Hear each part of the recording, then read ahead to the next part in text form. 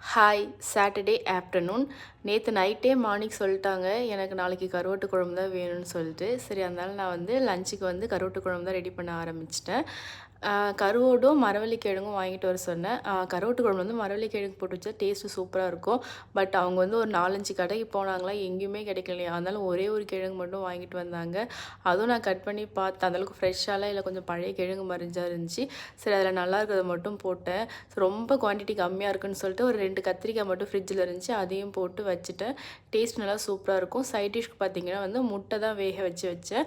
முட்டையை வந்து வேக வச்சு ஆஃப் பண்ணிவிட்டு அதுக்கப்புறம் கருவாட்டு குழம்புலேயே போட்டு ஒரு 10 நிமிஷம் ஊற வச்சு சாப்பிட்டா அந்த சாறுமே உள்ளே இறங்கி டேஸ்ட் வந்து சூப்பராக இருக்கும். அப்புறம் சமைச்சிட்டு இருக்கும்போது சைட் பை சைடில் வந்து ஐஸ்கிரீமும் உள்ளே போயிட்டே இருக்குது. அந்த ஐஸ்கிரீம் பாக்ஸ் எப்போ காலி ஆகுதோ அப்போ தான் நான் அமைதியாக இருப்பேன். ஆல்மோஸ்ட் காலி பண்ணிட்டேன், இன்னும் கொஞ்சம் தான் இருக்குது. எங்கள் லஞ்ச் வந்து இன்றைக்கி இதுதான், கருவாட்டு குழம்பு, சைட் டிஷ் வந்து முட்டை. தேங்க்யூ ஃபார் வாட்சிங்.